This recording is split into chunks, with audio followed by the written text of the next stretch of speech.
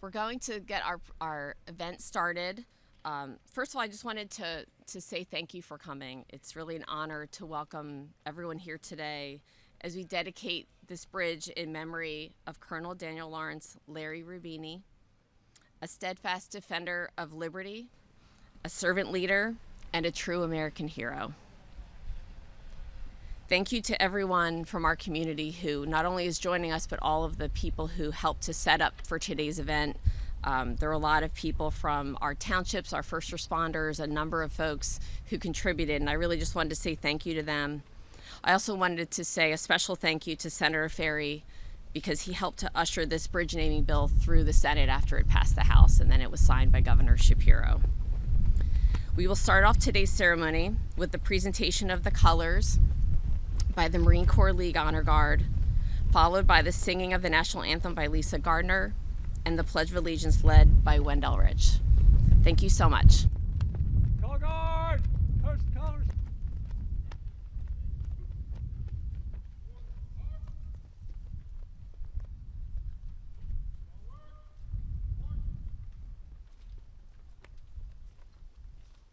Raise it! Arms!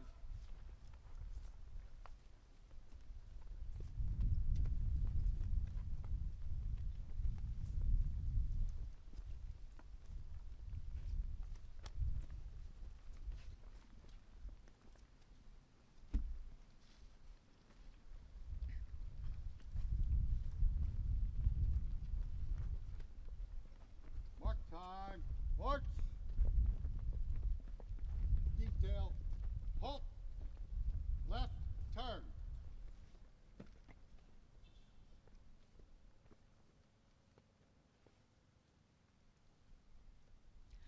Oh, say, can you see by the dawn's early light what so proudly we held at the twilight's last gleaming, whose broad stripes and bright stars through the perilous fight o'er the ramparts we watched were so gallantly streaming, and the rocket's red glare, the bombs bursting in air, gave proof through the night that our flag was still there.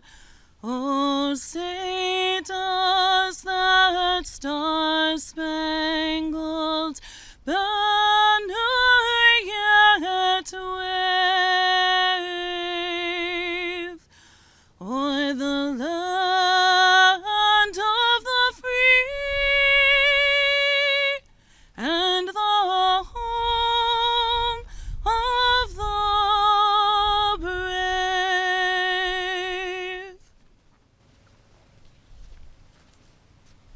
Order! Arms! She's always a hard act to follow. Anyway, if you join me in the Pledge of Allegiance, I can't do it without facing it, so let me turn around.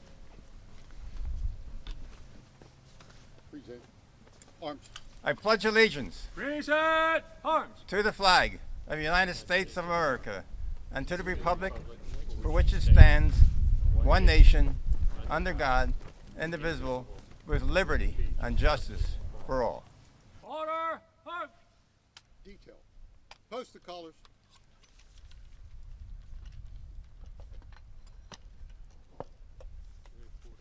Detail. Port. Arms. Right face. Forward. March.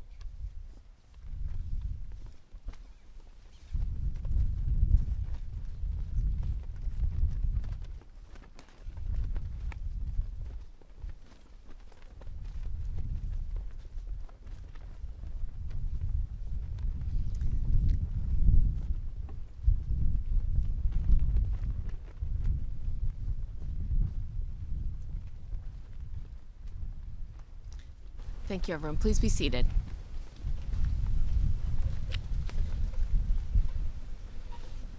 A bridge connects people and places. It makes movement possible where it once was not. And as many of you probably remember, this bridge, which connects Northampton and Wrightstown townships, needed substantial repairs many years ago. Then, before the bridge issues could be fixed, Hurricane Ida floodwaters destroyed it in 2021.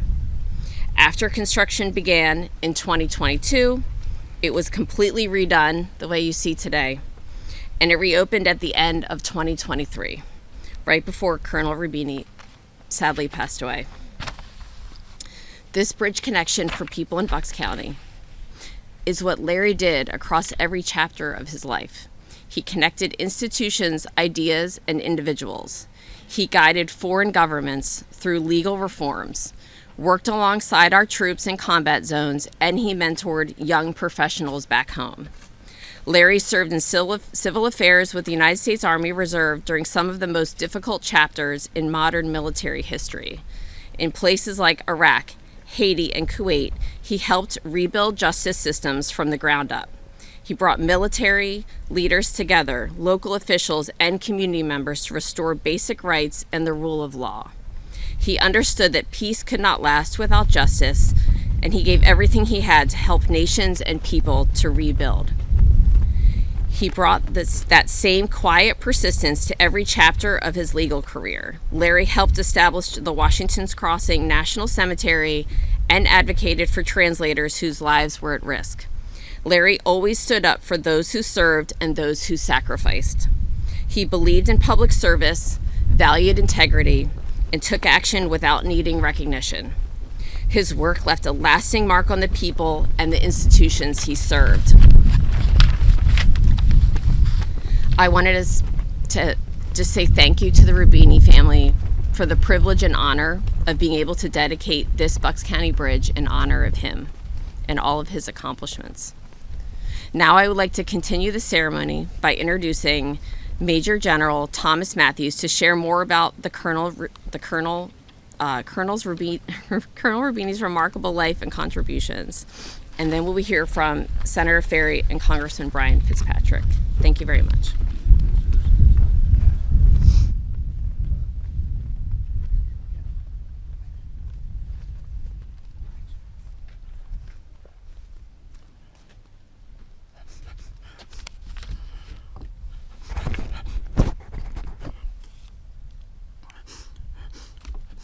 Representative Kristen, I'd like to start by giving you a small memento of thanks. You were the point person for this whole thing. You were passionate about getting it through, and I just wanted to give you a memento. This is a 100-year anniversary coin from the Post 79 in New Hope, and it comes with conditions. You have to put this on your desk and every day do what Larry would have done. Think about how you could help a veteran, a service member, or a first responder. So, thank you.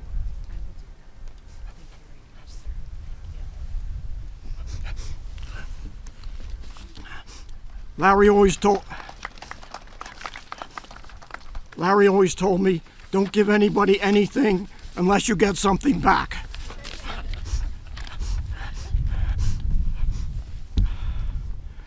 Today is a little chilly, so I will be using the 3 B's of public speaking. Be nice, be brief, and be seated. Unfortunately, with Larry, the be brief part is going to be very challenging.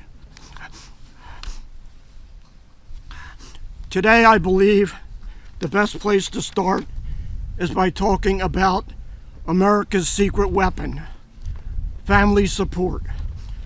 Larry held a full-time job. He was a member of a significant special operations unit. He deployed twice, once to the Middle East, twice to the Middle East. He accomplished complex missions in hazardous environments. He operated without distractions, totally focused, completely confident. His focus and confidence were enabled by an extraordinary family who always had his back. He met all the challenges abroad because his family met all the challenges at home. He served the nation for more than 3 decades, concurrently holding a challenging full-time job. I once asked him how he managed to accomplish all that, and he said, "I could never have done it without Joan and my family." Joan, Jeff, DJ, each of you has earned a piece of this bridge. On behalf of a grateful nation, thank you for the contributions and sacrifices that you made. It's also important to note that Larry's son Jeff served in the Coast Guard.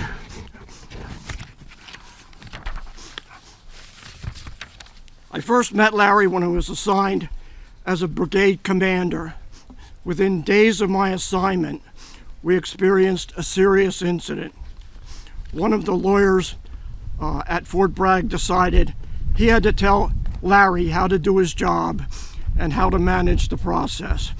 He called and started by telling Larry that Larry's first priority was to deal with the perpetrator and how and what he should do.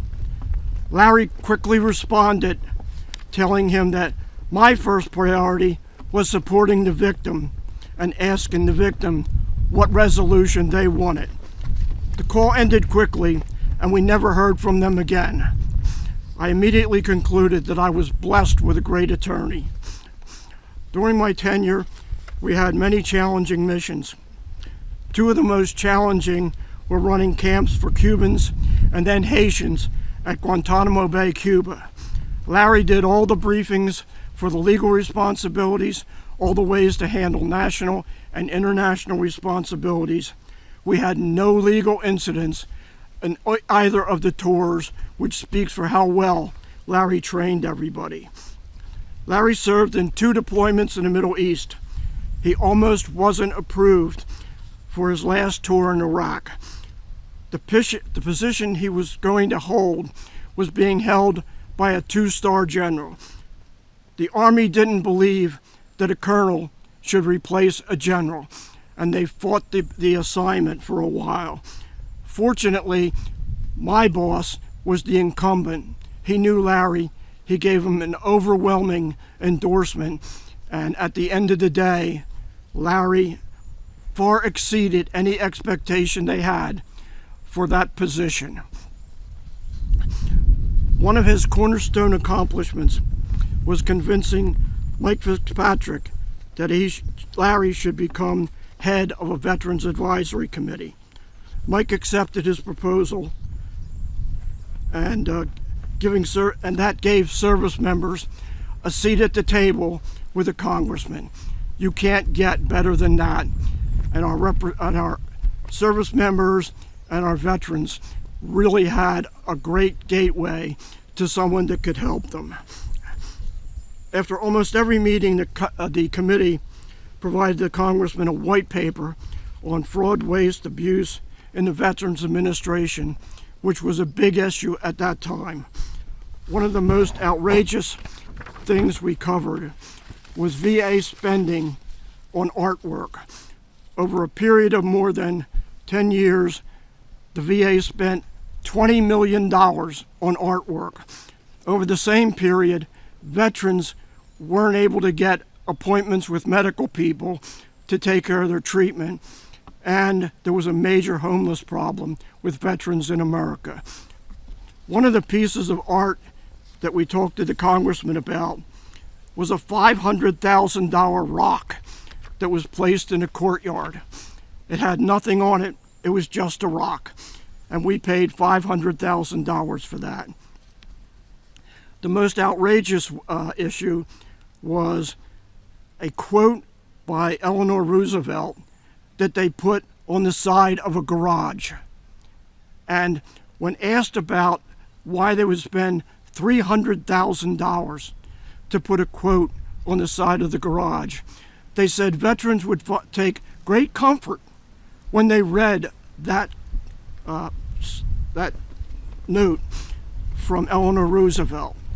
The only trouble with it was the saying was put in Morse code.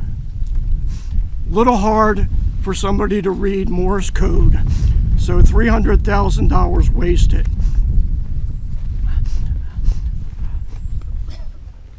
They probably could have spent another $20,000 to teach the veterans how to read dashes and dots. As a result of all the things we found, we communicated constantly with Congressman Mike and prepared him to go out and visit all of the Veterans Affairs facilities in the Philadelphia area to make sure that our veterans were being taken care of. Larry loved Washington's Crossing. He served as a Revolutionary War enactor.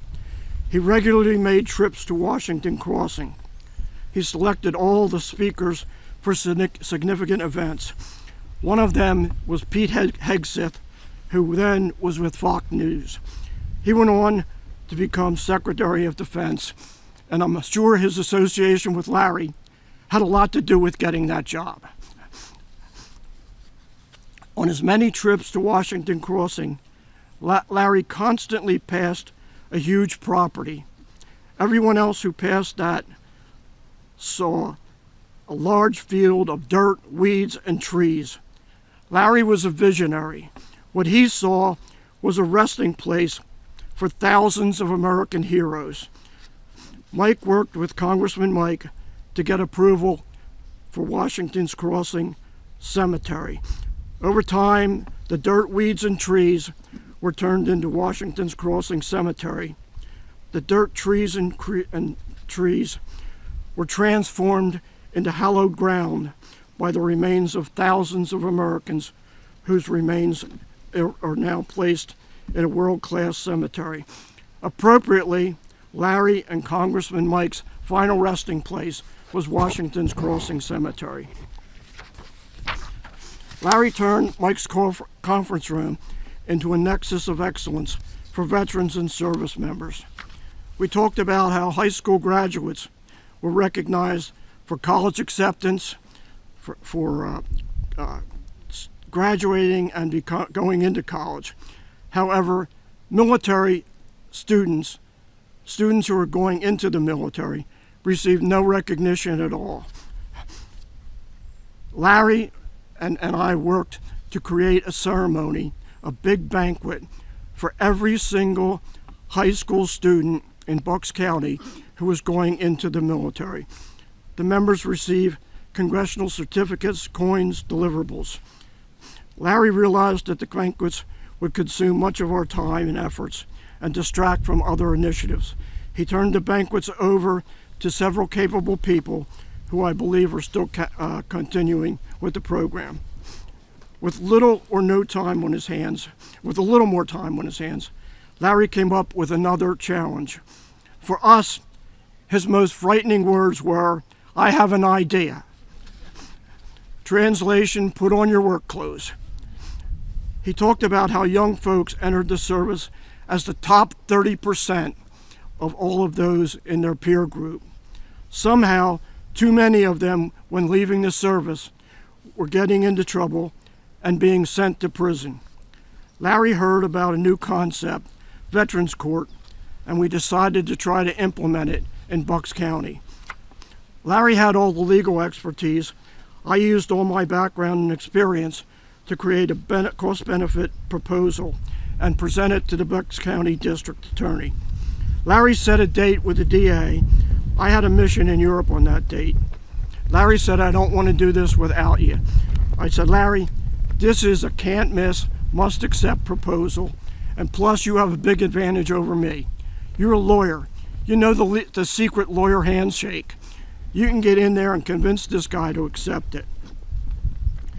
He made a pitch to the DA, and the DA said, "It's a powerful presentation. The benefits and saving are overwhelming, but no, everybody benefits but me. I'm not going to do it." About 3 or 4 months later, I was watching the public broadcasting system, and who was on the panel but our DA? And I was shocked. He was on the panel bragging about a new idea he came up with, Veterans Court. Clearly, That was Politics 101. But who cares? We got the thing started. And it started bare bones. It was tough to get it resourced. But when D.A. Weintraub came into office, he embraced the program and did everything he could to resource it. Today it's working effectively to the benefits of veterans, the mentors, the prison, and the county. The savings to the county are absolutely overwhelming. Somehow Larry came in contact with Vail Garvin, who at the time headed Central Bucks Chamber of Commerce. She loved military veterans. She wanted to do something. The idea came up to have an event at Bucks County Playhouse. I said, Larry, we don't have time to implement it. The shows are coming up. We have no money, no people, no structure, no authority. Larry's response was, great, let's get started. We are now on our 7th year of attending a play a year with approximately 70 to 90 veterans. Next year's play will be South Pacific. When Wendell Rich had to take over Larry's responsibilities, he discovered how much time, effort, and pressure was involved, and yet Larry was handling it all by himself. President Obama came up with a program to welcome home Vietnam-era veterans. He encouraged everyone to get involved. Larry decided we were going to be part of everybody. He ran 3 major events supporting the program. The events included USO entertainment, deliverables, speakers, political leaders. I don't think there was a finer event in the whole United States. In the interest of time, things ended up on the cutting floor. One of the most significant things was too long, but I'll give you the cliff notes. The Army was selecting a new home for a 4-star command, and we decided we were going to get involved and try to get that for Bucks County. We didn't represent any government. We had no authority. We had no money. We were not on the list invited to bid, and we weren't a finalist as the 10 top counties to be involved with the event. Somehow, thanks to the man standing at my right, Congressman Bryan, he managed to get us an appointment to make a presentation to the Secretary of the Army. Here was 4 guys with nothing except a lot of chutzpah who forced our way into the process and came very close to making the presentation. Unfortunately, the Secretary of the Army found out that the day before they had already awarded the thing to Austin, Texas. And I think over time that we proved Bucks County was the right choice. The people in Austin, Texas said that town has now turned into a third world country. Somehow Larry came in contact with, move this on.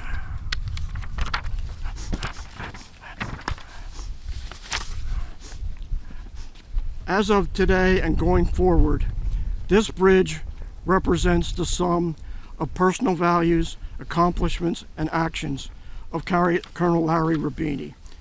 It is yet another part of his incredible legacy.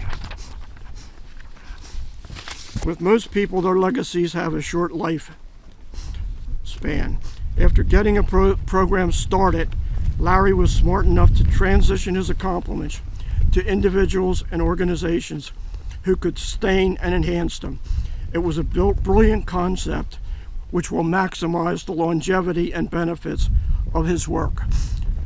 America's great philosopher and Hall of Fame catcher from the New York Yankees once said, "Predicting is hard, particularly when you're talking about the future." Despite Yogi's wisdom, I predict that many of Larry's achievements will have a significant lifespan. I am most confident that Larry's most significant legacy, his involvement with Washington's crossing, will last in perpetuity and beyond.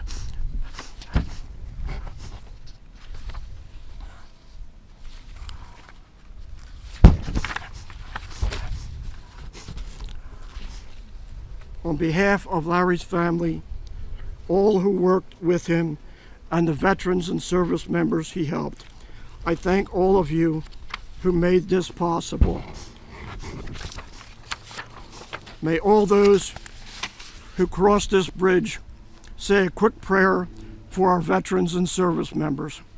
On behalf of Larry's family, all of those who worked with him, and the veterans and service members he helped, I thank all of you who made this event possible.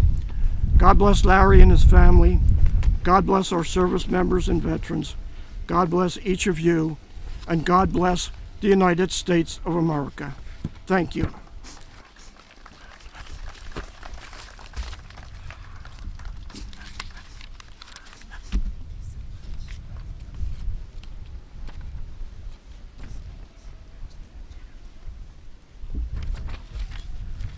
Thank you very much to Major General Matthews for his remarks.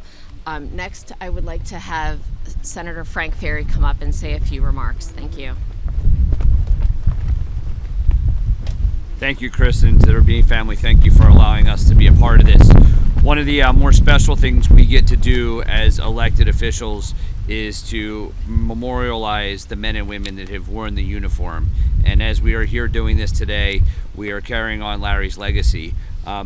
General, I didn't know all of those things you said, but what a remarkable effort and individual, and what a difference he made. And one of the things I think makes Bucks County the great place it is to live is because people give back. And if you think about this, the men and women in uniform have already done a service for our country. They've already sacrificed. Their families have already sacrificed. But what I think is so great about our veterans community here in Bucks County is many of those same men and women come back here and continue to serve. They continue to make a difference. And as the general highlighted, Larry more than made a difference. I was actually at Washington Crossing Cemetery on Tuesday, where a B-17 pilot was laid to rest. His remains were identified in June. He literally spent 81 years with his remains in France. His living relatives, closest living relatives, are nieces and nephews, none of which were alive when he was killed in 1944. And you know, as I was there, it was a special moment for the family. One of the nephews was actually named for the first lieutenant, and it was special for them because they were at peace. Their parents, their grandparents, always hoped that his remains would be found and returned, and they were. And I talk about that because Larry, who we are memorializing here today, played a part in making that cemetery available for that family. And I just think that is so, so special. I can assure you that any funeral I will attend there in the future, I'll say a quick prayer for Larry and a quick thank you for him helping make that happen. So, you know, I'm happy to partner with Representative Marcel, who led on this. She got it moving in the House. I was happy to carry the ball in the Senate. And to the Rubini family, thank you for allowing us to memorialize your loved one here today with this bridge. Thank you.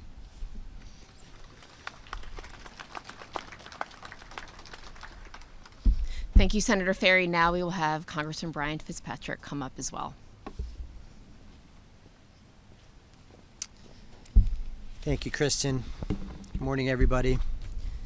And I know every one of you have very, very busy schedules. The fact that you took time out of your busy schedule to be here today to honor Larry and his life, thank you for that. I know his family very much appreciates it. And bridges are built for passage, but they endure as markers. Markers of the places we've been, and markers of the values that we choose to carry forward.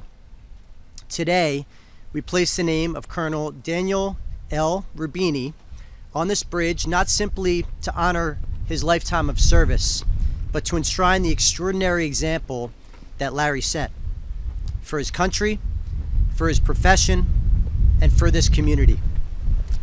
Larry's life was one of uncommon purpose, shaped by discipline, sustained by principle, and devoted always to his family, to his country, and to something greater than himself. Colonel Rubini's life traced the arc of a citizen who believed deeply in the promise of America, and he worked relentlessly to secure that promise. Larry brought American justice to places where it had no foothold at all. He helped restore what war and corruption had torn apart. He stood not only for strength, but for principle. He stood not only for the law, but for its fair and faithful application. And amongst his most lasting contributions was something incredibly profound. He fought alongside of my brother Mike to ensure that those who served this nation would have a place of rest worthy of their amazing sacrifice, a place of dignity, a place of permanence, and a place of honor. Because of that work, generations of American veterans now rest in these hallowed hills of Washington's Crossing National Cemetery, sacred ground that tells a story not of finality, but of continuity, of a republic whose defenders will never be forgotten because their example endures. This bridge now bears Larry's name, but it also carries a quiet charge to each and every one of us. It's a reminder that, like Larry, a life well lived is not measured in accolades, but rather in service to others. That strength is not found in standing apart, but in reaching across, as Larry always did. That what holds a nation together is the willingness of its people to serve something greater than themselves, to serve one another, Americans serving Americans. Let this bridge, from this day forward, stand not only as a piece of infrastructure, but as an instruction, a symbol of how we come together, of how we honor those who gave their lives to work for unification, for healing, and preserving this amazing great American experiment, this republic we call the United States of America. To Joan, to DJ, to Jeffrey, to the entire Rubini family, Larry served as my Veterans Advisory Council head as well. We miss him so much. He was a man not just of competence, he was a man of character. He had the heart of a lion. And he was somebody who did not have a bad bone in his body. We loved Larry. Everybody who met Larry loved Larry. And may God bless Colonel Daniel Rubini. And may God forever bless him, his family, and the United States of America. I now want to call forth Peter Chung, the military liaison for Pennsylvania's 1st Congressional District, to offer a flag for the family of the Rubinis, accompanied with a congressional record that will forever enshrine Larry's name in the halls of the United States Congress, making him permanently part of American history for his service to our nation and his service to our local Bucks County community, veterans and non-veterans alike.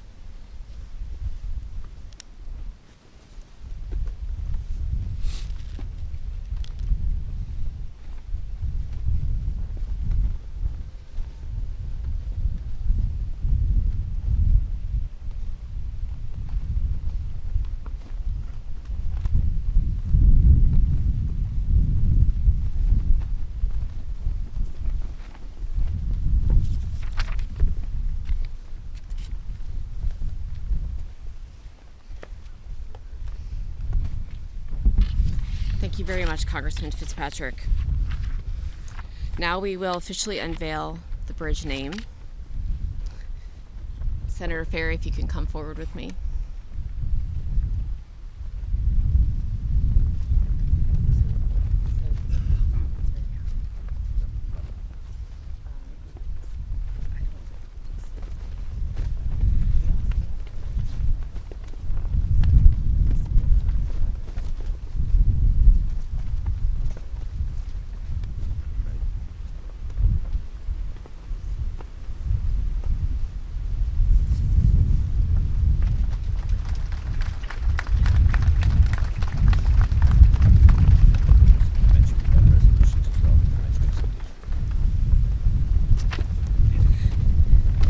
There is also obviously the official sign behind us, which is very high and it's back there.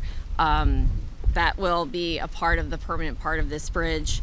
I also wanted to mention that Senator Ferry and I have citations that are from the Pennsylvania House and Pennsylvania Senate that also essentially capture this dedication as part of the history of both the Pennsylvania House and Senate. Similar to the congressional record that the congressman spoke about. Before we unveil the top of the bridge, we are going to have God Bless America being sung by Tiffany McKinney from Wrightstown. If you could please join me at the podium. Thank you. God bless America, land that I love. Stand beside her and guide her through the night with a light from above. From the mountains to the prairies, to the oceans, wide with foam. God bless America, my home, sweet home. God bless America, my home, sweet home.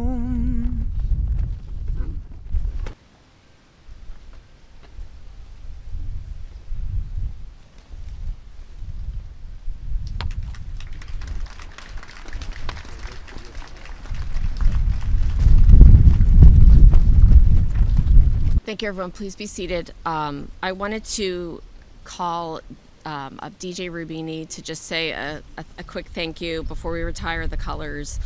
Just so thankful again to the Rubini family for everything that we've been able to do today to highlight Colonel Rubini. Thank you. Thank you. The good news is that I'm a okay writer. The bad news is that I'm not the public speaker Dad was or my brother is. It's a little too easy for me to let the emotion outgrow the words. So thanks in advance for bearing with me. To our members of the community, our local leaders, and our first responders, who I'm especially grateful for in the moment because I think I'm about to pass out, elected officials and their dedicated, capable staff, representatives of the Veterans Committee, and all of Dad's brothers and sisters in service, both civil and military. Our dear friends,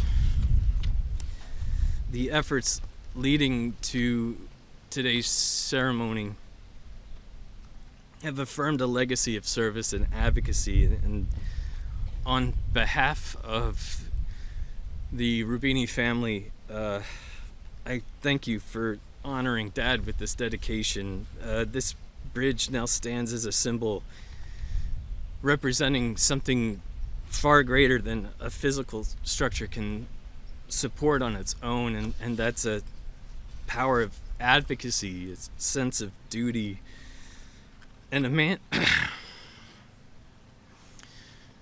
whose legacy lives on through the actions of others. And at a time where advocacy is as important as ever, this dedication serves as a reminder, and it reminds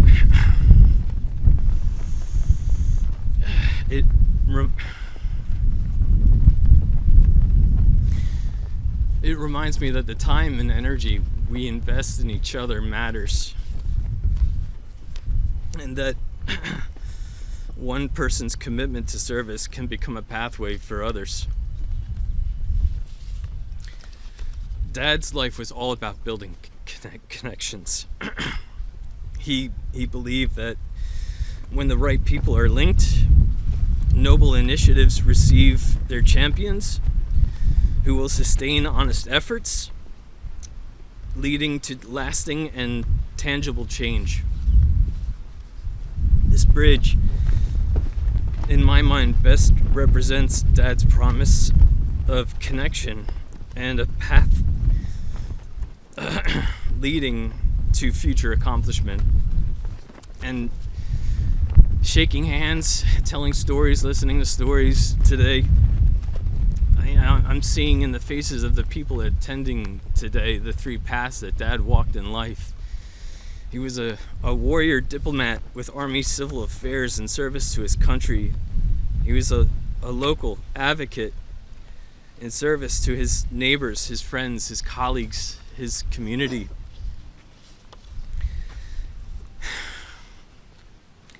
And he was a family man at home with us.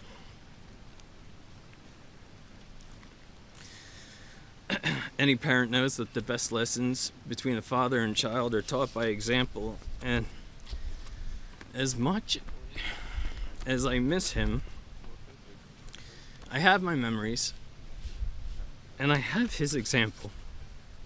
And when I leave here today, I'll return to the path that I once walked with him, and this is the hard part.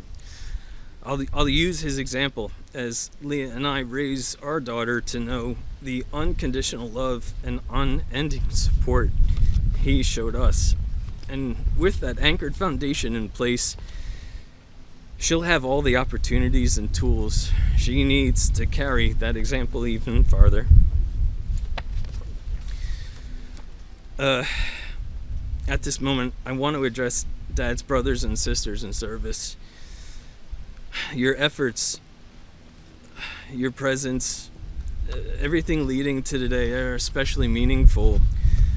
Dad's sense of duty to you, his respect for you, it comprised the core of his character.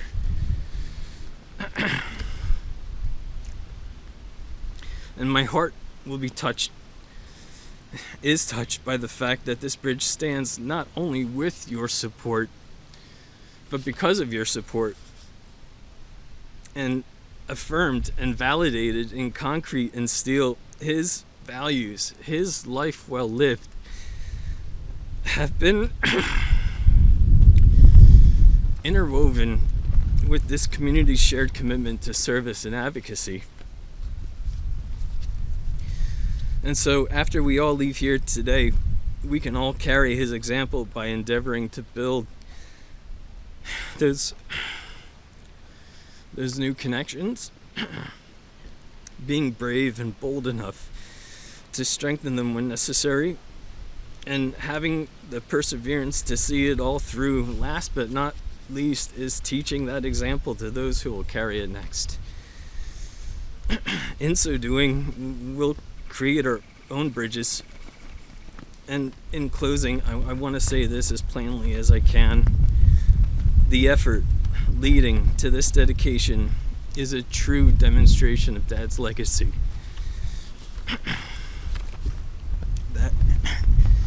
That's how you honor the man who loved the work more than the reward. And so with all the gratitude my head, heart, and soul can offer, I thank you.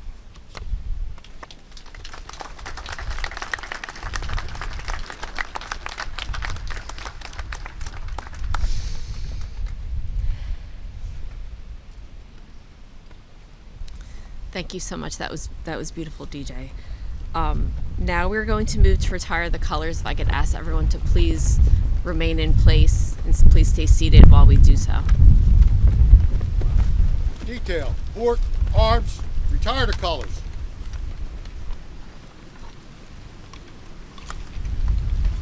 Right face. Forward, march. Raise head, up.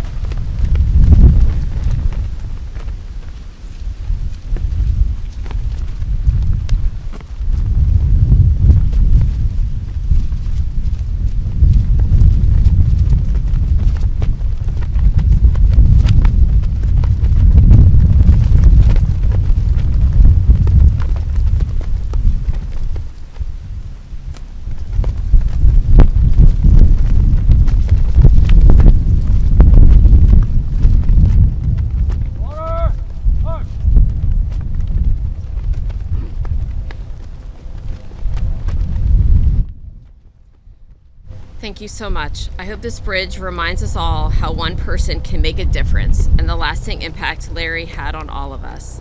This concludes our program today. Thank you very much for being here and for everyone